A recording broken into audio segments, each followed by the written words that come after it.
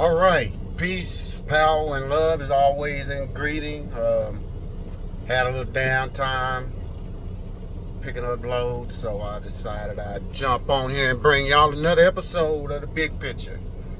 Want to start off by thanking my subscribers. Let's get 27 more subscribers, and then I can start doing lives.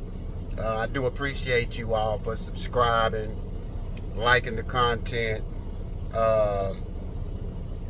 Tell a friend, and also want to thank my ActivateMedia.org family out of Boston, Mass, who gets rebroadcast on Fridays at 9 p.m.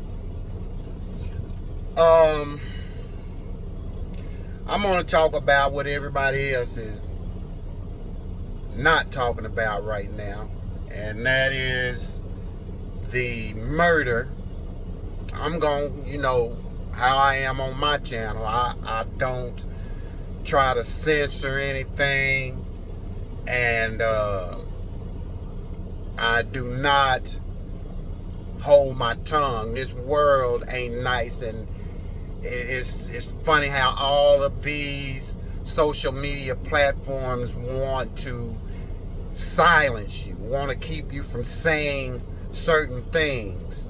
And that's why I always say we need our own platforms so that we can say it how it needs to be said without having to talk in code and use words like unalive and pow-pows and all the silly shit that I see content creators doing because they don't want to be demonetized.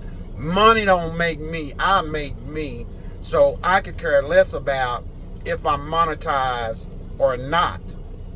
Really what it's about is bringing the truth to the people, and it's not enough of us doing it. But Roger Fortson, Air Force, and I can say this much because I once took the ASVAB for the Air Force, and I scored a 93. And the Air Force was after me for about a year and a half. But I had a child and got a job, went to work. So I know for a fact that being an Air Force enlistee, you have to have brain power. So this young man, I already know just from him being enlisted in the Air Force, he was a sharp young man. One of our good young brothers, out here trying to do the right thing, out here trying to provide for his family, trying to do for his mother, provide for his younger sister, younger brother, trying to be an example for them. And we have an asshole punk cop, old punk coward cop who knocks, and if you haven't saw the video, go and check out the video, because it's just a lot of a lot of strange things that coward cop done that led me to just question his whole tactic. He knocked on the door and he stepped to the side. So if you're looking out the peephole and he's standing to the left or the right of your door, you're not going to be able to see him. He knocks again, but he's not standing where he can be seen. So I'll just say this: if somebody knocks at my door and I look through the peephole and I don't see anybody, first I'm gonna think, well, maybe it's just some kids playing. But if another knock is at the door and I go to the door, I might have my weapon in my hand as well. Then on the third or the fourth time when he knocks, he does announce sheriff's department.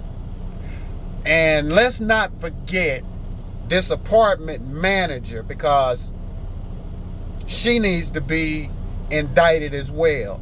Because had it not been for her lying, if she didn't know, she should have just said, I really don't know what apartment it was coming from.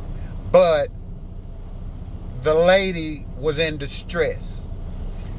She clearly says in the video, yeah, it was apartment 1401.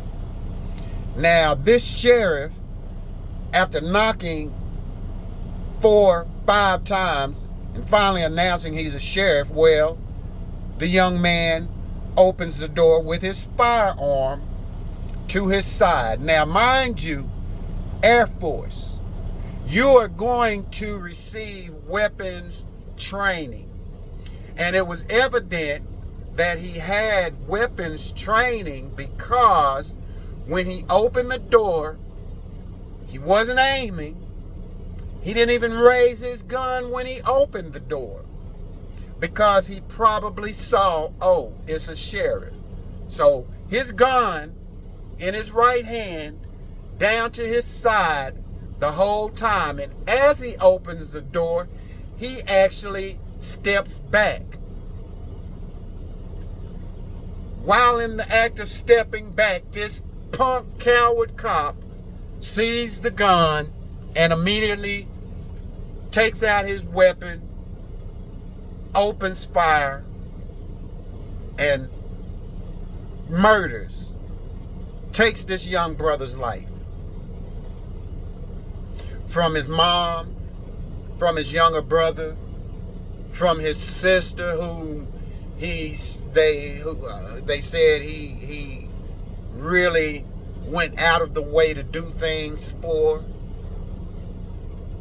So now you have, once again, a family grieving from an unnecessary loss.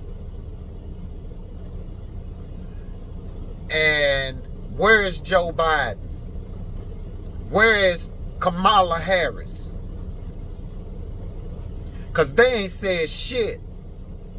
And since January, I don't know how many black men, women, and children have been gunned down by punk coward cops who are supposed to protect and serve.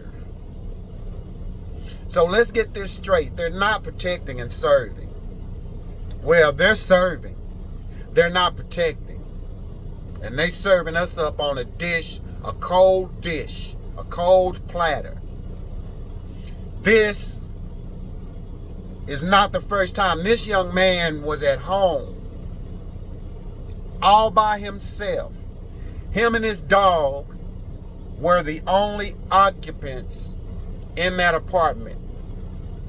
He was FaceTiming with his girlfriend. They were not arguing. And the only person in that apartment was him and his dog.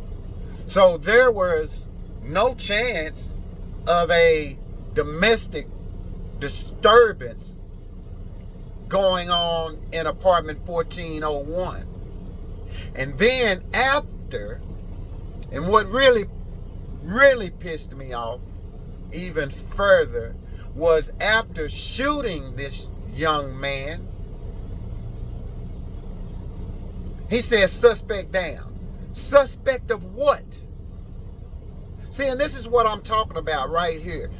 They can make us what they need us to be to justify what it is they've done. He was never a suspect. Never a suspect. Because he had done nothing wrong. He wasn't involved in a domestic dispute because he was home alone. Unless he was hollering at his dog. You know, sit down. I got a dog. So I know, sit down. You know, stop licking me. But that wasn't the case. And now we have a family who has to prepared to lay a son to rest. And I've lost a child, so I know what this mother's feeling. I know what they're going through. A lot of questions. Why? How? You know, and I strongly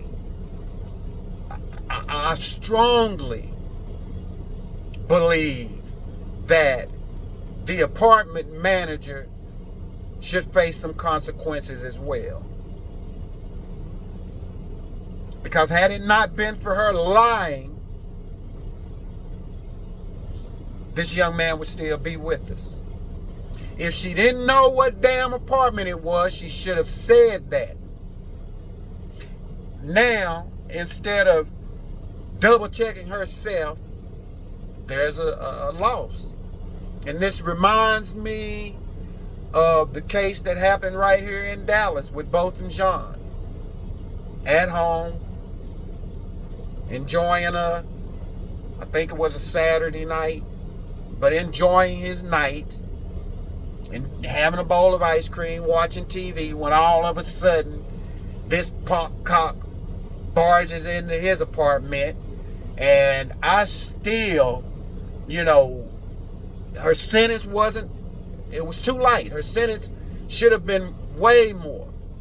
Because that's just like me. If I accidentally walk into someone's house thinking that it was mine, and I pull my weapon and shoot them in their home, I'm going to jail immediately. And I can guarantee you I'll get more than 10 years. And I ain't got no damn forgiveness. I ain't got no more damn forgiveness. And I wish that we would stop forgiving these bastards for gunning us down. That's why they keep doing it. Oh, it's going to be all right. They're going to forgive you. You know how they are. Well, it's time for us to be different. It's time for us to be on something else. Because they have no remorse. Like I talked about in my prior video. No remorse. And I can guarantee you this cop has no remorse for what he's done. You don't even hear these fuckers apologize after they have wrongly taken the life of someone. I didn't hear Amber Geiger apologize. I didn't hear George Zimmerman apologize. I didn't hear any of these coward punk cops that have taken lives unnecessarily. I've never heard an apology. Yet we forgive them for what? In order to be forgiven, you must atone. Once you have atoned, forgiveness can possibly take place. But I don't have any more goddamn forgiveness for these murderers. These Ku Klux cops that we're dealing with right now. These white nationalist policemen that we're dealing with right now. And we all gearing up to go and vote for what? What has this administration done for us except shit on us? The words out of his very mouth is, I got y'all's back. If this is having your back, I don't know what having your back is. Because if I've got somebody's back, I've got their best interest at hand. And ain't shit Joe done signed a executive order for these Asians. But I ain't seen nobody open the door in an Asian neighborhood and get shot down by one of these punk police. I have yet to see a Hispanic open his door and get gunned down by these punk police. I don't see any other ethnicities suffering at the end of the gun like we are at the hands of these punk police. And not just these old punk police, these old racist, white people in America too. We can't forget about Ajika Owens. We can't forget about Trayvon Martin. Just an average old, everyday, fat slob of a man, George Zimmerman, gunned him down because he was getting his ass whooped when he was told to leave the young man alone anyway. And see, if you white folks would mind y'all's business, the world would be a better place. But y'all always feel like y'all got to stick y'all nose where it don't belong, and y'all got it bad, wanting to call the cops on somebody for doing anything, for fishing while black, selling water while black, barbecuing while black, swimming while black, studying while black, sleeping while black. Any damn thing we do just gets under y'all's skin. That's why I have no forgiveness for you racist people. It's a special place in hell for y'all because you're instigators. This also reminds me of the case, we can't even be at home and be safe. And this is bothersome, discouraging, that we can be at home and still lose our lives. Just like with Breonna Taylor and the punk police that did a no-knock warrant at her house and then fired an onslaught of bullets, killing her in her sleep. And I give the boyfriend 2 thumbs up because, yeah, if someone kicked my door in the middle of the night, my gun stays right by my bed and I'm going to get up shooting just like he did. Because you don't know who the hell that is in your house. You don't know if it's them punk cops or somebody that's there to do harm and damage to you. So I don't fault that young man, and I'm glad that they got that right and he didn't face any consequences for protecting his home. Tatiana Jefferson sees a light in her backyard, sees a flashlight in her backyard, so she opens the blind with her firearm by her side. And this punk cop that shot her, he didn't see no damn firearm in her hand. How can you see a firearm if she's peeking through the blinds? You can't see a damn firearm in her hand. But he shot through that window indiscriminately and killed her. Murdered her. Cold blood. That was Fort Worth, Texas. And then these punk cops with this qualified immunity, and this is what we need to make up a lot of noise about too. Qualified immunity that they get and the funding that they get. Because there's no way that this goddamn president don't see what's happening. It ain't no way that this goddamn vice president with her fake oaf ass don't see what's happening. But they refuse to do anything about it. What is the Department of Justice here for? What is their purpose? Because I really don't see their purpose. I really don't understand their job. Because it seems to me like their job is just to let people do what they want to do unless it's affecting government. And you all know how I feel about government. I could give less than 2 damns about this government because this government don't give a damn about us. And not just black people. Us as a whole. Us as a nation. And it's evident. And if it's not evident, it should be. You just had Joe Biden sign into law now where, he's been letting the groceries are so expensive you can't even You can't even buy $100 worth of groceries and it lasts a week. And now this whole administration is jacked up. And then nobody, this president, this vice president, nobody speaks on these situations when they happen. Roger Fortson, an Air Force man, a patriot, a soldier for this country, and this goddamn president ain't said shit. Motherfucking vice president ain't said shit. And excuse my French, but I'm angry. I'm very upset because this keeps happening to us. Just us. No one else but us. And we allow it to keep happening with our disunity, our inability to unite as a collective force and stand on what's right.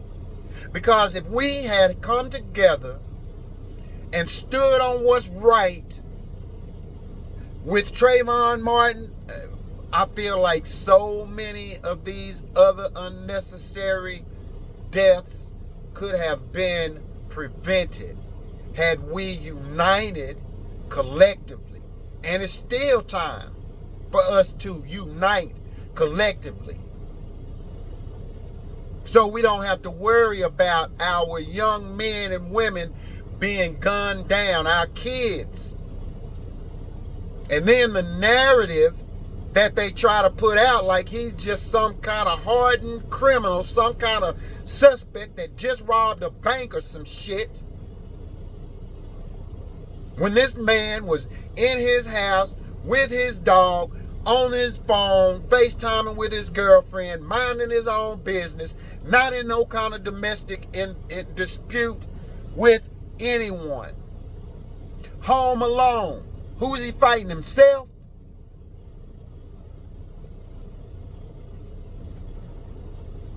And they're going to investigate themselves, and we're going to see what comes of this.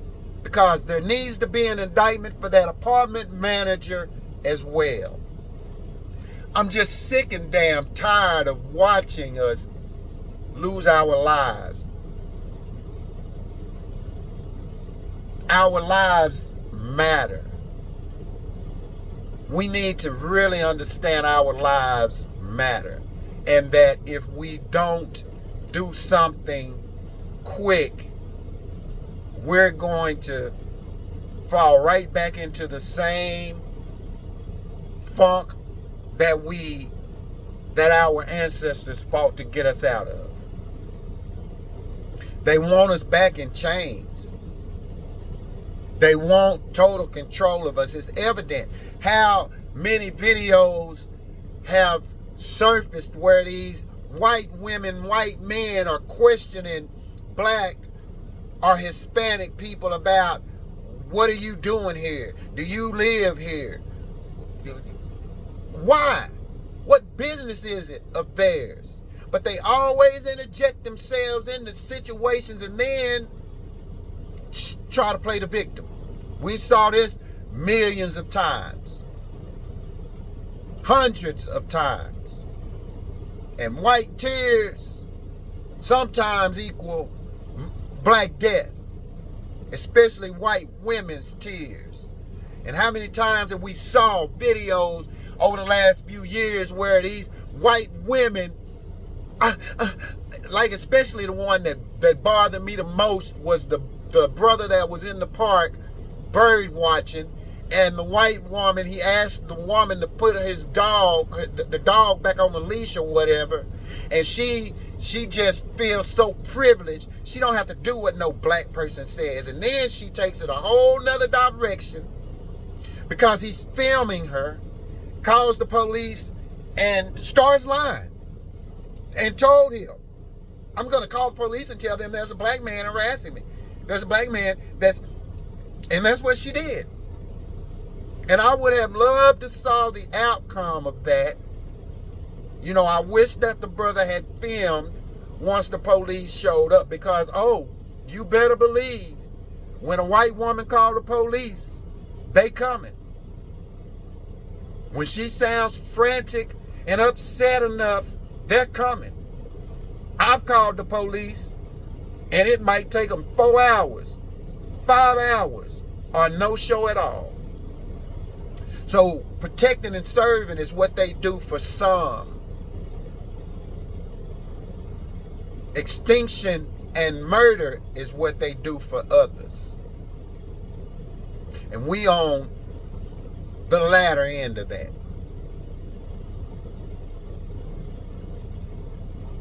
And why is it that we don't realize that? What in the hell is it going to take for us to wake up and unite to stop this dumb bullshit that's happening to us? We all caught up in this P. Diddy bullshit and Kendrick Lamar and Drake bullshit. Man, fuck that. We dying out here.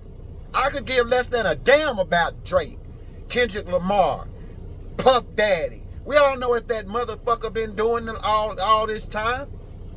Just like we knew what R. Kelly was doing. Now, we distracted by that bullshit. I don't care what's going on in the entertainment industry. It ain't got shit to do with what's happening with us in real time. And we dying out here. And we are dying gracefully. I still feel for my aunt who lost her son, Jonathan Price. And every time that I saw that video, it enrages me. And see, there needs to be consequences for these punk police. Until there are consequences and repercussions for these punk ass police, they're going to keep doing what they do. Because every administration, not just this old funky ain't shit Joe's administration, but every administration allows these cops to do whatever it is they want to do with no consequences or repercussions. And I've said this before, I'm going to say it again. And I'm going to say this right now. I'm going to throw this in. We need each other out here. And we need to be the consequence and repercussion for their actions. Period. Our unity and vocalization of our disgust with this fucked up white supremacist system can bring about a change. Until we start keeping up enough noise collectively, we're going to keep on suffering. I'm tired of suffering. I'm tired of being sick and damn tired. I'm tired of us always being the victims. We always on the short end of the stick. And then you have these folks out here whining and crying about they the victims. Nobody's the victim in America like black people have been the victim in America. And you got everybody whining and crying right now for these Palestinians. Who whining and crying for us? Like I said, and like I've said in the past, we don't have no allies. Everybody want to run to Palestine aid. Who running to the black man aid? Who running to the black woman aid? Who's running to the black children's aid? Who's trying to help us? Who's marching and protesting for our better treatment? Who's concerned about our mistreatment?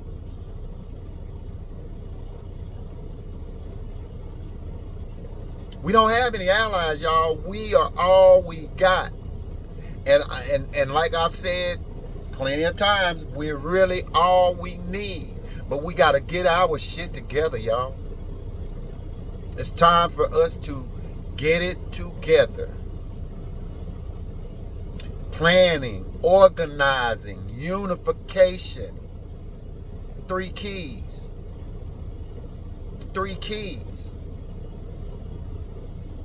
And like I've always said, you know, we can reparate ourselves. we can eliminate the need for outside help. We can help ourselves. And by helping ourselves, I mean economically. How easy is it to boycott? As simple as doing it. Boycotts are effortless, but very effective. And we've got to start thinking about economic growth.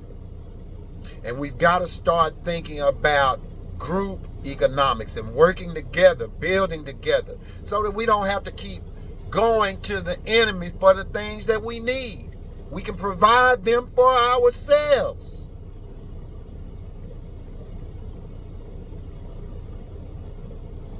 And time is going backwards. And what I mean by that is we're going to revert back to the way that things used to be. So we all best get ready. Cell phones are going to disappear. All this convenience is going to disappear sooner or later. Are we ready for that? Are we getting ready for that? Are you paying attention to the signs?